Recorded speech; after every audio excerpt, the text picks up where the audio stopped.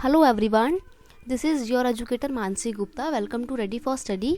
आज हम class 9th की सामाजिक विज्ञान की वर्कशीट करने जा रहे हैं। ये आपकी सामाजिक विज्ञान की एक रिवीजन वर्कशीट है, पुनरावृत्ति वर्कशीट है और ये 101 नंबर की आपकी वर्कशीट रहेगी। इसकी डेट है 23 मार्च 2022। ठीक है, तो आज हम किस बात की रिवीजन करेंगे, किस चैप्टर की रिवीजन करेंगे? आज हम आपकी ज्योग्राफी की बुक के चैप्टर नंबर 5 की रिवीजन करेंगे। चैप्टर का नाम है प्राकृतिक वनस्पति तथा वन्य प्रणाली। ठीक है, तो जो आपका पहला क्वेश्चन है ये आपका अनुच्छेद पे आधारित एक क्वेश्चन रहेगा। अनुच्छेद आधारित जो क्वेश्चन होंगे वो आपके पेपर में 2 आएंगे। एक क्वेश्चन 4 नंबर का होगा, तो आपके 8 नंबर का जो पेपर होगा ना वो अनुच्छेद बेस्ड क्वेश्चन से ही होगा। और ये बिल्कुल फ्री के मार्क्स होते हैं, क्योंकि जितने भी आपको क्वेश्चन दिए होते हैं ना इनके आपको आंसर ना इस पैराग्राफ के अंदर मिल जाएंगे। तो इसमें तो आपके 8 नंबर बिल्कुल फ्री के हैं। ठीक है, तो क्वेश्चन देखते हैं हम। क्वेश्चन नंबर 1, 2, 3 जो है आपका कैसा रहेगा, अनुच्छेद आधारित क्वेश्चन रहेंगे। तो देखते हैं पहला क्वेश्चन जो है वो क्या है, प्राकृतिक वनस्पति किस प्रकार के उद्योगों के लिए आधार प्रदान करती है? प्राकृतिक वनस्पति में आपके पेड़ पौधे, जानवर, ये सब कुछ चीज़ें आ जाएंगी। तो कौन से उद्योग इसके ऊपर प्राकृतिक वनस्पति पर आधारित होते हैं? तो एक होता है वन आधारित उद्योग, जिसमें आपकी लकड़ी वगैरह से बनने वाला सामान आ जाएगा, जैसे कि आपका फर्नीचर उद्योग हो गया, ये वन आधारित उद्योग होता है। और कृषि आधारित उद्योग, जिसमें आपका खाने पीने का सारा आइटम हो जाता है, ये सब आपका कृषि आधारित उद्योग में आ जाएगा। ठीक है, क्वेश्चन नंबर 2 है वनों के अप्रत्यक्ष लाभों का वर्णन कीजिए। यानी कि जो इनडायरेक्ट बेनिफिट हमारे को पेड़ों से मिलते हैं और वनों से मिलते हैं वो बताने हैं। तो सबसे पहली बात, वन में जो पेड़ होते हैं वो मिट्टी के कटाव को रोकते हैं। ठीक है, मिट्टी की उर्वरता को बढ़ाए रखते हैं, यानी कि फर्टिलिटी को बहुत ज़्यादा इंक्रीज करते हैं। प्रदूषण को कम करने में काफ़ी सहायक होते हैं वन। बाढ़ को नियंत्रित करते हैं। अब देखो, आजकल आपने देखा होगा बाढ़ बहुत ज़्यादा आती है।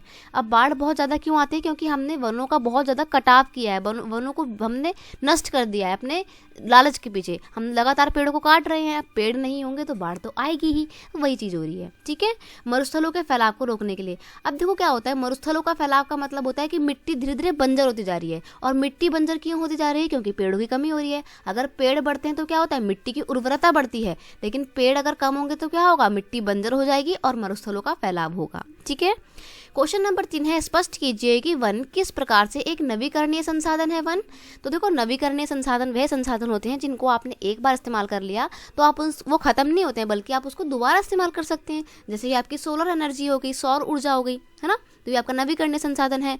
उसी प्रकार से जो वन है और वनों के जो पेड़ हैं वो हमारे लिए नवीकरणीय संसाधन है। कैसे हैं तो बताना है आपको।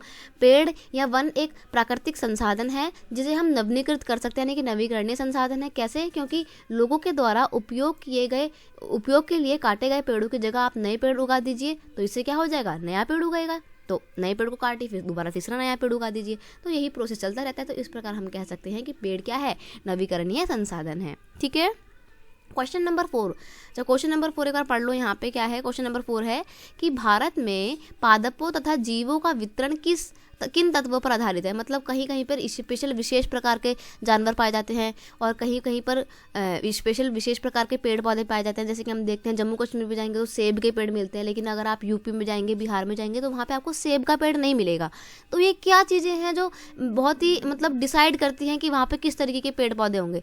तो वहाँ की स्थलाकृति कैसी है, मतलब बनावट कैसी है उस इलाके की। ठीक है, खनिजों की उपलब्धता, ताजे जल संसाधन, यानी कि वहाँ पे पानी कितनी मात्रा में अवेलेबल है। जहाँ पे पानी बहुत ज़्यादा अच्छी मात्रा में अवेलेबल होगा वहाँ पे चावल की खेती हो जाएगी, लेकिन जहाँ पर पानी कम होगा वहाँ चावल की खेती नहीं हो पाएगी। ठीक है, तो पानी की अवेलेबिलिटी ने भी निर्धारित किया कि किस प्रकार की वनस्पति कहाँ पर हो सकती है। जलवायु कैसी है? आप देखो, सेब के जो पेड़ होते हैं जम्मू कश्मीर में होते हैं। क्यों होते हैं? क्योंकि वहाँ का मौसम बहुत ठंडा रहता है। लेकिन अगर आप बात करें यूपी की, बिहार की, तो यहाँ पे मौसम बहुत ज़्यादा ठंडा नहीं होता है, इसीलिए यूपी में आपको सेब के पेड़ देखने को नहीं मिलेंगे। मिट्टी की उर्वरता, मिट्टी कैसी है ये भी बहुत बड़ा फैक्टर होता है। अब देखो, हम देखते हैं कि जो कपास का पेड़ होता है वो काली मिट्टी में होता है। काली मिट्टी गुजरात में पाई जाती है, इसलिए गुजरात और महाराष्ट्र के क्षेत्र में ना मिट्टी की कपास की खेती बहुत होती है। लेकिन आप देखेंगे बिहार में, यूपी में कम होती है कपास की खेती। क्यों? क्योंकि यूपी बिहार में ना काली मिट्टी कम पाई जाती है। क्वेश्चन नंबर 5 है भारत में जैव विविधता के क्षय मतलब होता है कमी के क्या कारण है? ठीक है, तो क्या कारण है अभी भारत में जैव विविधता में धीरे धीरे कमी आ रही है? तो उसके बहुत बड़ा कारण है प्राकृतिक संसाधनों में कमी आ रही है। क्यों कमी आ रही है? क्योंकि हम उनका अत्यधिक दोहन कर रहे हैं, हम उनको ज़्यादा से ज़्यादा इस्तेमाल कर रहे हैं हमारे लालच के कारण। ठीक है, आजकल हम वनों की भी कटाई कर रहे हैं, पेड़ों को काट रहे हैं और जानवरों का जो घर है यानी कि जंगल जो है उनको हम नष्ट कर रहे हैं। इसलिए हम देखते हैं क्या होता है, कई बार आपने न्यूज़ में भी देखा होगा, हाथी जो है इस गांव में घुस गया, शेर इस गांव में घुस गया, इतने लोगों को मारा। अब वो इसलिए घुस रहे हैं क्योंकि आपने उनका घर बर्बाद किया था, इसलिए वो आज आपके घरों में आके घुस रहे हैं। ठीक है। और जलवायु का परिवर्तन, अब आप देखते हैं कि गर्मी बहुत ज़्यादा होती है, तो क्या हो रहा है ना, विशेष प्रकार के कीट पतंगों की संख्या बहुत तेज़ी से बढ़ रही है और जो ठंड में रहने वाले जानवर थे उनमें कमी आती जा रही है। क्वेश्चन नंबर 6 है आपका, पर्यावरण में संतुलन बनाए रखने में परितंत्र का एक महत्वपूर्ण योगदान है, इसका वर्णन कीजिए।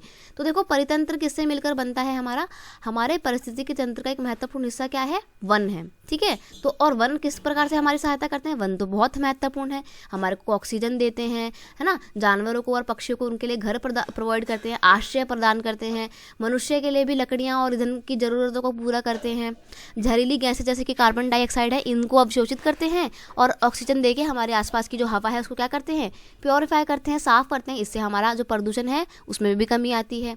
मिट्टी के कटाव को यानी कि मृदा अपरदन को रोकते हैं, बाढ़ को लाने में रोकते हैं, वर्षा करने में बहुत सहायक होते हैं। तो इस प्रकार से हम कह सकते हैं वन हमारे लिए बहुत ज़रूरी है और वन जो है वो पारिस्थितिकी तंत्र का एक महत्वपूर्ण भाग है। इसलिए पारिस्थितिकी तंत्र जो है वो पर्यावरण में संतुलन बनाए रखने के लिए बहुत ही ज़्यादा आवश्यक है। तो ये आपकी पूरी वर्कशीट हो गई कंप्लीट। आई होप आपको आज की जो वर्कशीट थी वो अच्छे से समझ में आई होगी।